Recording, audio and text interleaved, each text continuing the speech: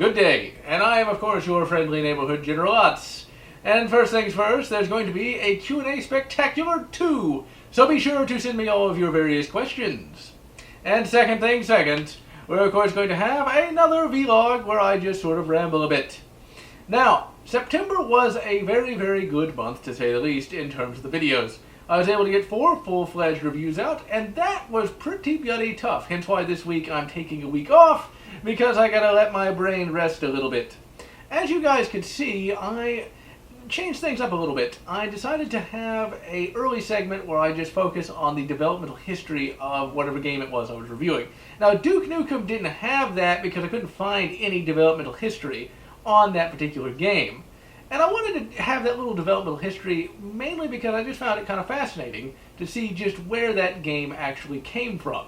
Now, of course, in previous General Lotz episodes, we saw something like that, where I would give a little bit of the history and background of whatever game it was that I was reviewing.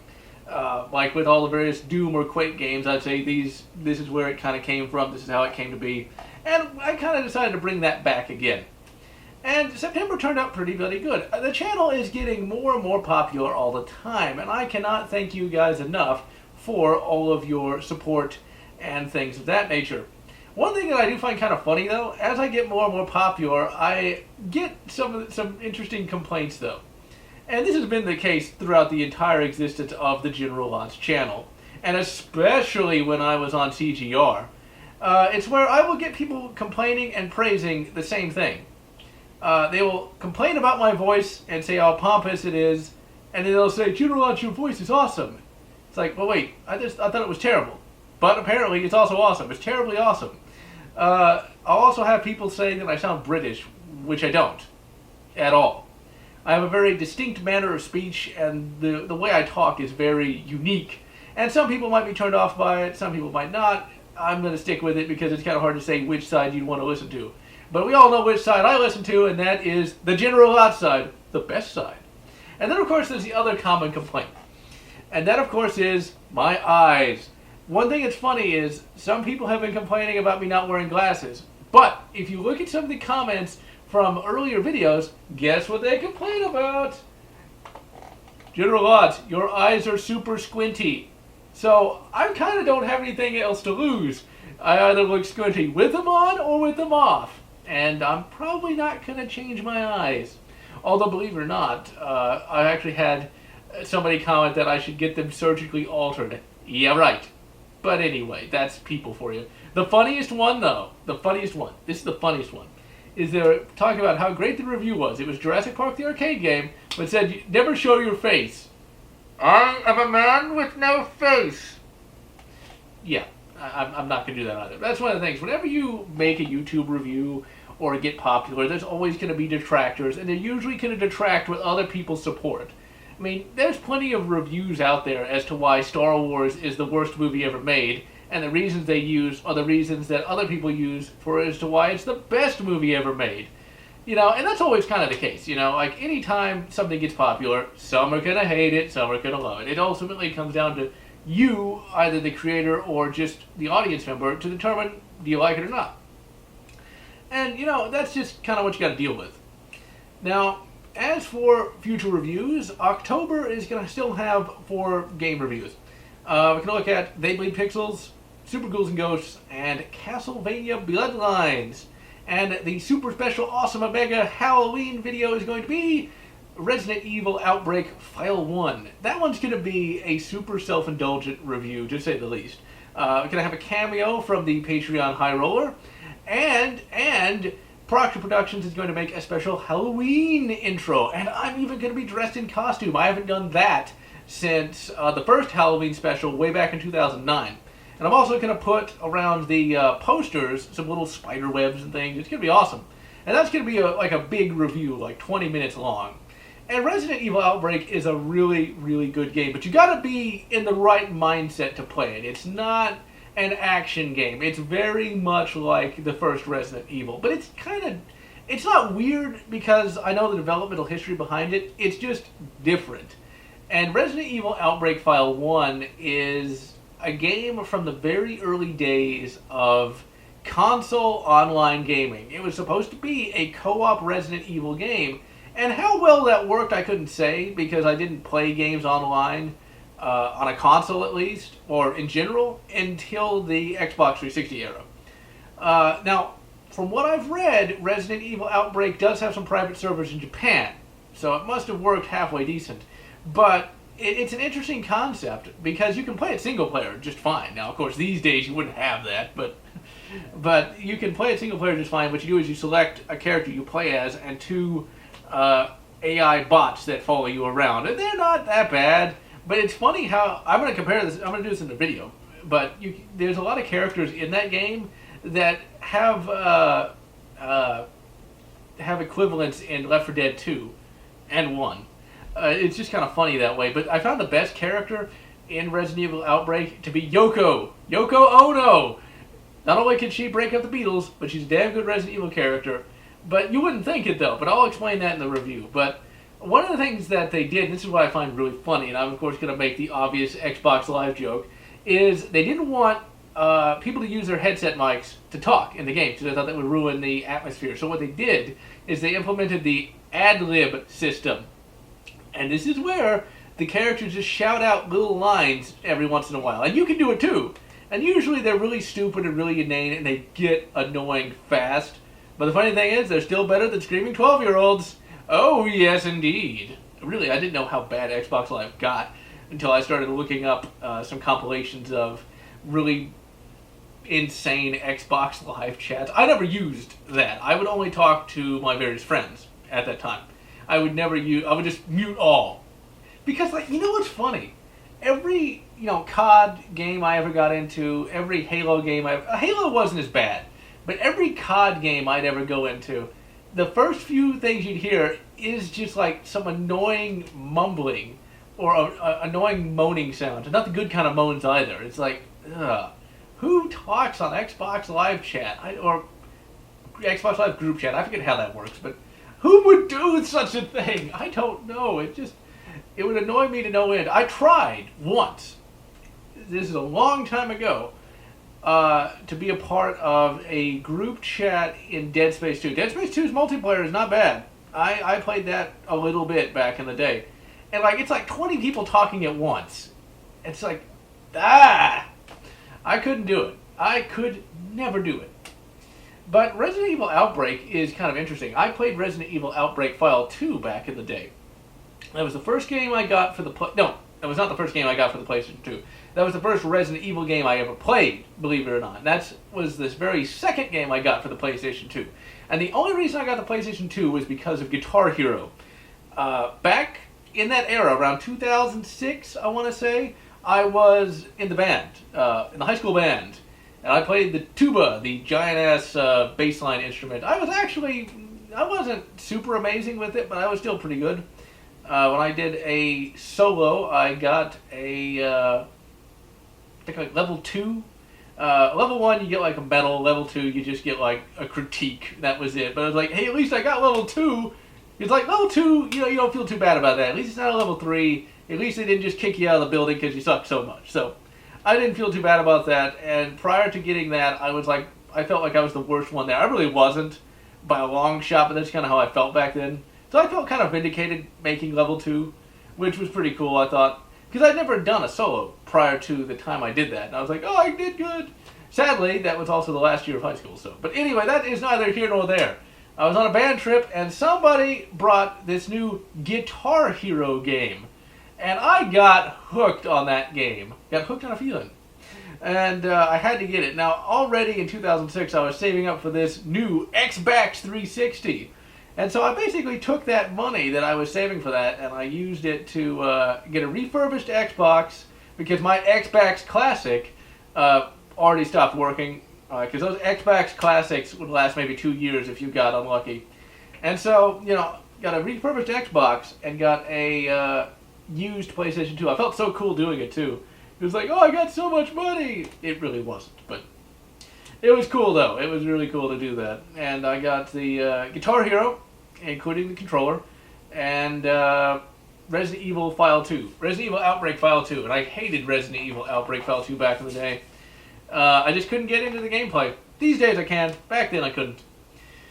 But yeah, moving on from October, what about November?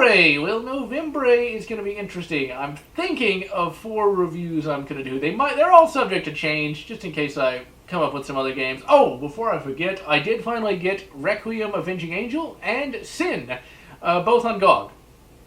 So there will be reviews of that next year. So you guys no longer have to worry about that, especially you, whoever requested it years ago. It will be done, because I have them now. But for next month, we're looking at 4 reviews. Next month, because we're in October now.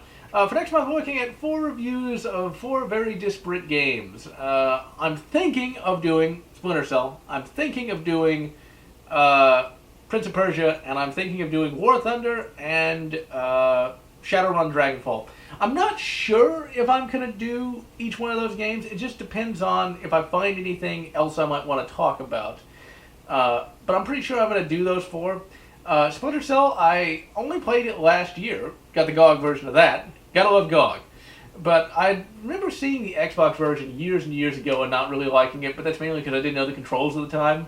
I remember Prince of Persia from back in the day, but for whatever reason I never played it. It's pretty good, though. War Thunder, I played it about a year ago. I even did a audio vlog on that. Got into it recently. There's been a lot of changes. The British have tanks now. But started playing it recently, enjoying it again. Started doing the air arcade battles, because I only do it arcade, just because I'm not really in the mood for simulation or anything like that, or even realistic. I'm barely good at arcade anyway. Well, good. I can get a kill if I'm lucky. But got into the air arcade. A lot of fun. I have not played a flight sim in a very long time. Back in the 90s and early 2000s, I was a big flight sim fan. Absolutely loved European Air War. And I would love to be able to play that game again, but I haven't been able to get it to work on any modern system, and it's not on GOG. And I'm pretty sure a lot of people have since long forgotten about it, but that's my favorite of all the flight sims I ever played. Just because it had so many planes, I thought the graphics looked so amazing, and you could bail out. Like, you could get shot, and you could just jump out. I thought that was the coolest thing ever. But then, like, sometimes your parachute wouldn't open, and you just slam it to the ground. It was a very, very good game. Absolutely loved European Air War, but that's neither here nor there. And also Shadowrun Dragonfall. That was a very good computer RPG. I played that about a year ago as well. Enjoyed it immensely. It's definitely a very classic-styled game. There's very little voice acting, but the text is absolutely well written, and the combat is pretty bloody good as well. And I do have Wasteland 2, the director's cut. Got that from GOG again. And I've not really played all that much of it. I'm not enjoying it that much just because it's rather reminiscent of Fallout 1. Well, obviously it would be, because Fallout 1 came from Wasteland in many respects. But I just never got into Fallout 1 or 2 because I just couldn't get into the style of gameplay. It's just something I could never get the patience for. But I still like... But Shadowrun Dragonfall, for whatever reason, and its gameplay is not that dissimilar, I was able to get into it. I guess it was a lot easier because, like, in Fallout 1 and also Wasteland 2, you can, like, die to, like, the very early enemies. And that really pisses me off. Like, if you can't kill, like, the level 1 boss, that annoys me. As for December, I'm not sure yet. There's so many games I can do and so many games I want to do. It's just hard to tell. I'm not sure if I'm going to do Prey this year or not. I might push it till next year just because I really want it to turn out quite good indeed. Now, also, October is going to have a special movie review as well. And that special movie review is going to be of Shin Godzilla. One of the things when it comes to me, getting through depression is I got to start doing things that I stopped. Back in the Mizuho era, we used to go to Alamo Drafthouse all the time. That was a thing that we did. And it's very bittersweet to go back to Alamo Drafthouse, but I still want to get back to doing that again. And so I'm going to force myself to go see Shin Godzilla because it's a very important movie to go see. Because I'm a big Godzilla fan, and it's one of the only Japanese Godzilla movies to come to theaters. I think the last one was in 2000, I want to say, Godzilla 2000. I wanted to see that back in the day, but it's one of those movies that I forgot about. And ultimately, I never got to see it in theaters. I don't know if it would have been that good of a movie anyway, because I've seen it on DVD, and it wasn't the best Godzilla movie ever.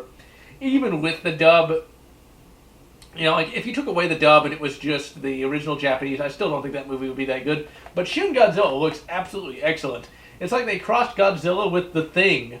You know, it's really a cool thing. So I'm going to force myself to go, and I'm going to do a vlog on it. But that's one of the things when you're trying to overcome, you know, some kind of depression or something. Sometimes you just gotta force yourself to do something you might not necessarily want to do. Well, I want to do it, but it's complicated.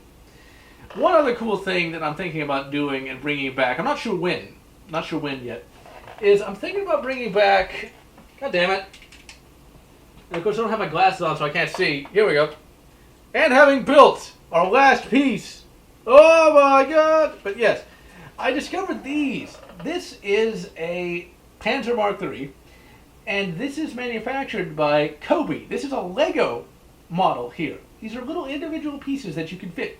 It's really high quality. Kobe is actually from Poland, and all the best stuff comes from Poland, so long as it's artistic. Because like Poland, you got good guns, and you got good games, and you got good models. Now, this tank is just awesome. I mean, it's very well detailed.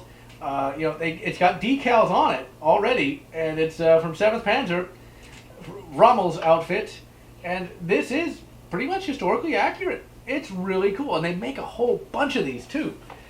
They make they got the Sherman M1, they got the Sherman Firefly, they got the M10 Wolverine.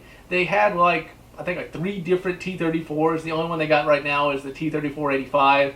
And according to one of the reviews on that T-34-85, apparently they have good customer service because one collector, about as, shall we say, anal retentive as me, was like, well, the road wheels are wrong. Could you send me some new road wheels? And they sent the guy some road wheels. That's awesome. Gotta love Poland. So yeah, I'm tempted to, well, I'm not tempted, I will once I get the funds to do so. Do a couple of those, build a couple of tanks for you guys. I would have made the Panzer III and having built, but when it came in, I had a really bad headache and I couldn't sleep, so I thought, okay, I'll just build the tank. You know, I'll do something, you know. And I did. It was a lot of fun. It was a lot of fun to build that tank. It's a very, very well designed model. I really want to build the Sherman Firefly and the M10 Wolverine, the T-34-85, and I think the Cromwell tank, if it's the one I'm thinking of. It could be the Churchill. I always mix those two up for some reason. But yeah, the Sherman Firefly is absolutely epic tank because back at that point in World War II, the Sherman M1 wasn't that good. Now, when the Sherman M1 was first introduced, it could eat those Panzer IIIs like they were nothing. But by the time the Panthers started getting out there, by the time the Tigers started getting out there, they weren't that good. But the Sherman Firefly could actually go toe-to-toe with the Tiger. And the Sherman Jumbo could as well, but they never had enough of them. They still just kept using the M1s for whatever reason. Politics more than anything else. Let's see, anything else cool? Computer upgrades. Got a new Western Digital black drive. Turned out pretty good. I got more hard drive space for backed up videos and things of that nature. And I'll mention more. I mentioned more why I got that in a Doom Let's Play, so I don't want to say it twice. Got some hard drive clips as well. Little hard drive rails. You wouldn't believe how hard those are to find, but I was able to find some. Also going to get a new headset as well. Should turn out pretty cool. That way there's no speaker bleed over, which there hasn't been anyway, but it's hard for me to actually hear the game some of the times. The only reason I haven't had a headset for a while is because my original headset broke, so I need to get another one. And, well, that's about it, ladies and gentlemen. The channel's charging forward thanks to you guys, and I don't foresee any new hiatuses anytime soon. And so I'm General Lotz, wishing you good Panzer III and good Sherman Firefly. It's the invisible one, or whatever makes you happy.